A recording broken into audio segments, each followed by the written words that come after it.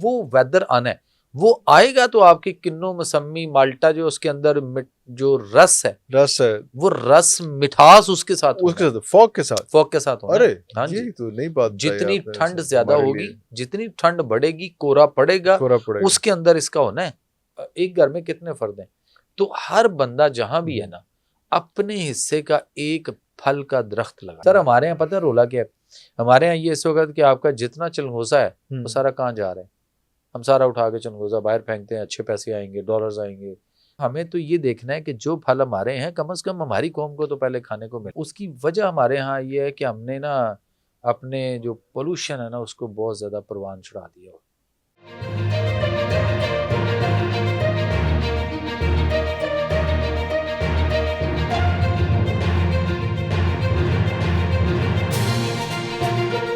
शुरू अल्लाह के 99 बाबरकत नामों के साथ, जिन नामों के साथ ज़मीन और आसमान की कोई शय भी नुकसान नहीं पहुंचा सकती, और वही तो है जो सबसे बेहतर सुनने और जानने वाला है। व्यूअर्स, आज फिर एक दफ़ा हमारे साथ तशरीफ़ फरमा है जमील महरवी साहब, डॉक्टर जमील महरवी साहब। सर बहुत शुक्रिया आपके टाइम का। सबसे पहले तुम आपसे ये पूछेंगे कि मौसम में तब्दीली आ रही है, इस बार सिचुएशन ये हुई है कि बीच में जो एक थोड़ा सा लीन पीरियड आता था कि गर्मी से ट्रांजिशन होती थी सर्दी में, वो नहीं आए, पर गर्मियाँ थी उसके बाद सीधी सर्दियाँ आ गई हैं। सबसे ज़्यादा लोगों को सांस की तकलीफ हो रही है, इसका कोई आसान और सादा हल बताएं। असल पे थैंक यू वेरी मच जी, जज़ाकुमुल्लाह खैर। एक्चुअली ये है कि खुश्क सर्दी आई है डायरेक्टली, एग्जैक्टली बारिश नहीं हुई, बारिश होनी चाहिए थी, और बारिश के लिए मैं समझता हूँ कि हमें नमाज इस्तिस्का जो है ना उसको लेना चाहिए। बारिश सऊदी ने तो की थी, पड़ी थी, बारिश से रहमत है, इसलिए कि हमारी फसलों के लिए भी बहुत अच्छी है इस वक्त। अब देखें ना, गंदम हमारी खड़ी है इस वक्त, तैयार हो रही है, और उसके लिए बड़ा ज़रूरी। अच्छा, वही बारिशें इस वक्त जो हमारा फल है, जैसे किन्नू है, मौसमी है, माल्टा है, और जो भी इन दिनों के बागों में जो इस वक्त फल लगा हुआ है, उसके लिए बारिश का होना भी बड़ा ज़रूरी। बारिश होगी तो उसके बाद हमारे यहाँ जो बनती थी ना फॉग, हाँ जी, वो वेदर आना है, वो आएगा तो आपकी किन्नू मौसमी माल्टा जो उसके अंदर जो रस है वो रस मिठास उसके साथ फॉग के साथ होना। अरे हाँ ये जी, तो नहीं बात। जितनी ठंड ज्यादा होगी, जितनी ठंड बढ़ेगी, कोरा पड़ेगा, उसके अंदर इसका होना है। इसीलिए आप देख लें कि अभी मौसमी लोग खा रहे हैं तो वो बाज दफा अंदर से रस अच्छा नहीं है, फोकी नहीं कर रही, और इस तरह से हो रहा है। किन्नो भी सही तरह से वो जो खटास है, तुरशी, वो नहीं खत्म होगी जब तक उस पर कोरा नहीं पड़ेगा। अच्छा। और उसकी वजह हमारे यहाँ ये है कि हमने ना अपने जो पोल्यूशन है ना उसको बहुत ज़्यादा परवान चढ़ा दिया, उसकी वजह से मसले हैं। और बारिश नहीं होगी तो खुश्क सर्दी है, और जब तक देख लीजिएगा नहीं होगी आपके ये खुशक खांसी, नज़ला जुकाम, मसले इस तरह के, ये सारे के सारे। बारिश का ना होना पोल्यूशन की वजह से है या क्या है, या एक तो वैसे ही क्लाइमेट चेंज नहीं सर, क्लाइमेट चेंजिंग भी तो उसी से है ना, पोल्यूशन के वो पोल्यूशन है और किस तरह के हैं। और रही कसर, हमने जो दरख्त है ना वो हमने लगाए नहीं है और काट दिए हैं। काट से जा रहे। लाहौर आपका सर, जो हमारा लाहौर है, ये बागों का एक शहर होता था। बिल्कुल। अब मुझे बताइए बाग कहाँ है? बाग नहीं है। अच्छा, एक और चीज़ है जो मैं करसे से कह रहा हूँ, बैक टू नेचर हमारा प्रोजेक्ट है, उसके तहत कि मैं ये कहता हूँ कि हम कम से कम सर एक घर में कितने फर्द हैं, तो हर बंदा जहां भी है ना अपने हिस्से का एक फल का दरख्त लगाए। अरे अल्लाह हू अकबर, फल वाला दरख्त लगाए। अल्लाह हू अकबर, अल्लाह हू अकबर। अब मैं फर्ज करें मैं डीएचए में रहता हूँ, तो डिफेंस में हम देखते हैं कि पूरे आपको डिफेंस के अंदर अक्सरियत ऐसे दरख्त नजर आएंगे बड़े बड़े जो सिर्फ साया तो दे रहे हैं, ठीक है, या हरियाली तो दे रहे हैं, लेकिन कुछ और नहीं दे रहे। बिल्कुल सही। उसमें परिंदा भी नहीं बैठता सर, ये क्या नहीं बैठेगा ना, परिंदा फल वाले दरख्त पे बैठेगा, इसलिए कि उसकी एक शाख ऐसे है और उसमें से आगे यूं शाखें निकलती हैं ऐसे, और ये जो जगह उसके पास बनती है ना, ये उसका तैयार उसको बेस मिलती है, एक प्लाट मिलता है जिसके अंदर वो घोंसला बनाता है, जिसमें वो बैठता है। इजी वे है उसके लिए। अच्छा, दूसरे जितने भी हैं, जितने दूसरे दरख्त हैं, उस पे घोंसला आप देख लें बहुत कम, बन ही नहीं पाएगा ना, बड़ा मुश्किल है, इसलिए परिंदा बैठता भी नहीं। तो वैसे बड़ी हरियाली है लेकिन चरिंद परिंद नहीं है सर, वो भी नहीं है। उसके बाद खास तौर पे ये कि जब फल होंगे ना, ताशकंद से समरकंद बुखारा तक का जो ट्रैवल है ना, वो किसी दौर में किया था।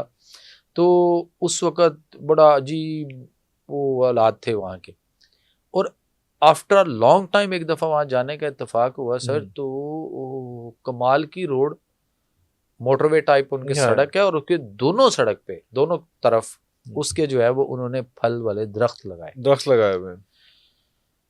वो जब उनसे पूछा कि ये क्या सीन क्या था, क्योंकि मैं नेचर स्टडी का आदमी हूँ, मैं फितरत और नेचर को ज़रा सीखता हूँ, और फितरत जो है ना नेचर सर, वो इससे बड़ा दुनिया में आपका उस्ताद कोई नहीं। अल्लाह अकबर। नेचर और फितरत, बल्कि मैं अक्सर कहता हूँ एक उस्ताद का इंतखाब करें, आपके लिए भी है कि ये इनके लिए नहीं है, आपके लिए भी है कि एक उस्ताद का इंतखाब करें, और वो है फितरत। और वो फितरत, वाह वाह, नेचर। अच्छा, उससे सीखें। तो वो कहते हैं जी कि हमारे यहाँ पे कोई थिंक टैंक बैठे और उन्होंने कहा कि हम दूसरे मुल्कों से दवाइयाँ मंगवाते हैं, दूसरे मुल्कों से हम विटामिन्स मंगवाते हैं, मल्टीविटामिन्स मंगवाते हैं, और वो इनटेक करते हैं, और उस पर हमारा बहुत ज्यादा पैसा खर्च होता है। और उसके अलावा अगर हमें फल लेने हो तो वो हम दूसरे मुल्कों से फल मंगवाते हैं। तो उन्होंने सोचा कि ये जो मल्टीविटामिन्स और इस तरह की चीजें हम दूसरे मुल्कों से मंगवाते हैं और उनको पैसा देते हैं, रेवेन्यू हमारा वहां जाता है, ये पैसा बचाएं। तो उन्होंने उसके लिए क्या किया, उन्होंने कहा कि इस जगह को उन्होंने सर एग्रीकल्चर लैंड्स के जो साइंटिस्ट किस्म के लोग होते हैं ना, उनको बुलाया, जमीन दिखाई उनको कि इसमें क्या हो सकता है। फिर उन्होंने उस हिसाब से उसको सर उन्होंने पूरे ट्रैक के ऊपर दोनों तरफ मुख्तलिफ फलों के दरख्त लगवाए। वो फल जो दूसरे मुल्कों से मंगवाते थे या उसके अल्टरनेट उनको जो मल्टीविटामिन्स और इस तरह की आर्टिफिशियल चीजें मंगवानी पड़ती थी, वो सारी से जान छूटी, और उनके अपने मुल्क में अपनी पैदावार से उनका फरावानी होगी फलों की। इंपोर्ट के जो अमाउंट थी, सारा कुछ चीजें थी, वो भी सारी खत्म हो गई जी, और लोग जो थे वो बड़ी तेजी से सेहतमंद होना शुरू हो गए। सर हमारे यहाँ पता है रोला क्या है, हमारे यहाँ ये इस वक्त कि आपका जितना चिलगोजा है वो सारा कहाँ जा रहा है, हम सारा उठा के चिलगोजा बाहर फेंकते हैं, अच्छे पैसे आएंगे, डॉलर्स आएंगे, करेंसी दूसरे मुल्कों की आएगी, रेवेन्यू अच्छा होगा। सर अपने मुल्क में लोगों को खाने के लिए इस वक्त बसात नहीं है कि चिलगोजा, वो चिलगोजा देखते हैं, कहते हैं यार बस देखते हैं, हसरत है, कहते कभी जन्नत में अल्लाह जब लेके जाएगा तो वहीं मिलेगा। मतलब ये हालात है इस वक्त चिलगोजा अपने यहाँ पे, अपने के, और यहाँ की काश्त है, यहाँ की अपनी पैदावार। तो हमें ये चाहिए या गवर्नमेंट को ये चाहिए कि वो इसके ऊपर बाहर जाने के ऊपर अगर पाबंदी लगाए, पहले तो मैं और आप और जितनी पब्लिक है पहले तो इनको मिले ना, ये तो सैर होके ना सही तो कुछ ना कुछ तो खा सके। हमें अपना बचपन याद है कि यकीन करें कि मसला नहीं था। सर मुझे अपना बचपन याद है उस दौर में, मतलब हर बच्चा, हम ननियाल और दनियाल गाँव में जाया करते थे ना, तो ये नहीं थे कि हम लाहौर से गए हैं तो हमारे पास, हमारे जेब में हमारे वाले साहब ने कोई अच्छी पॉकेट मनी दी हुई है या पैसे दिए हुए हैं तो हम सिर्फ परचेज कर सकते हैं, नहीं। वहां गांव के बच्चे भी, मेरे जो कजन वजन थे, मैंने उनको भी देखा कि मूंगफली के बजाय चिलगोजे लेके खाते थे। हर किसी की जेब में सर्दियों में चिलगोजा होता था। अब तो मूंगफली आपकी दस्तरस में नहीं रह गई, वो जेब से बाहर निकल गई। बिल्कुल सही। तो चिलगोजा कहाँ से आएगा? तो हमें तो ये देखना है कि जो फल हमारे हैं कम से कम हमारी कौम को तो पहले खाने को मिले। बिल्कुल सही। ये हालांकि चिलगोजा जो है वो आपके हार्ट की आर्टरीज को, ब्लॉकेज को, वॉल्स के लिए कमाल का है। जिनके बाईपास है और मसले हुए हैं या बाईपास होने के बाद भी दवाइयां खा रहे हैं, वो इनको ले लें। जो बाईपास होने की तरफ जा रहे हैं या जिनके इश्यूज हैं हार्ट के इस तरह के, खासतौर पे एंजाइना, और उसके अंदर आप उसको चिलगोजा खिलाएं ना, वो खाए। अरे अल्लाह। अब मैं अगर किसी पेशेंट को कहता हूँ ना कि जी आप चिलगोजे खाएं, वो तो जी बहुत महंगा है, तो रुल जाएगा। हाँ बेचारा, महंगा बहुत है। मैं उन्हें कहते हैं यार कितना का महंगा है सर? देखें अगर डॉक्टर जिंदगी से महंगा तो नहीं, जिंदगी नहीं सर, आप ये देखें कि जिंदगी से महंगी तो कोई चीज है ही नहीं। लेकिन अगर डॉक्टर ने आपको एक स्टेंट डाल दिया, तो जो $3 से $5 का स्टेंट है वो आपको कितने में पड़ेगा? 5-7 लाख में पाकिस्तान में पड़ रहे हैं, और जो $3 से $5 का स्टेंट है। अब बात यह है कि अगर उसको कहे ना चिलगोजे, वो कहते हैं जी 10-12 हज़ार, 15 हज़ार, 16 हज़ार, मुख्तलिफ टाइम में मुख्तलिफ रेट चल रहे होते हैं। आजकल 8-9 हज़ार पे आया हुआ है। तो बात यह है कि लेके खाना दवाइयाँ भी तो खानी है, दवाइयाँ भी खा रहे हैं, कितने महंगे महंगे इंजेक्शन है ना। बाज़ दफा कहते हैं जी वो डॉक्टर ने कहा जी 80,000 रुपए का इंजेक्शन, हाँ जी, 1.5 लाख रुपए का एक जी टीका जी है, जी जी तो लोग वो भी तो लगवा रहे हैं। तो सो बात ये है कि हमें अपने, अच्छा मैं इसमें ये कहूँगा कि ख़ास तौर पे जिनके घरों के बाहर ग्रीन बेल्ट है ना, उनको तो मैं एक रिक्वेस्ट करूँगा बड़े ही अदब से, मेरे घर के बाहर आप सर आएंगे ना, मेरे घर के बाहर आपको ਤੁਸੀਂ ਬੁਲਾਓ ਨਾ ਕਿ ਤੁਸੀਂ ਕਿਹਾ ਸੀ ਤਿੱਤਰ ਖਵਾਓਗੇ, ਫਿਰ ਖਵਾਏ ਕੋਈ ਨਹੀਂ ਸਰ, ਤੁਸੀਂ ਗੱਲਾਂ ਹੀ ਫੋਗ ਆ ਲੈ ਯਾਰ, ਤੁਸੀਂ ਫੋਗ ਦੇ ਨਾ ਪਾਓ ਨਾ ਸਰ, ਤੁਸੀਂ सर आने तो देना, फिर उसका जो मजा आएगा। अच्छा अब भी है कि मेरे घर के बाहर मेरे वालिद साहब ने एक जामुन का दरख्त लगाया था, छोटा सा इतना सा लगाया था, आज वो पूरा एक दरख्त है और वो एक दरख्त बन चुका हुआ है और फल देता है। और मुझे उनकी बात याद आती है, वो कहते होते थे ये सदका जारी है, अपनी जिंदगी में लगाया, सदका जारी है।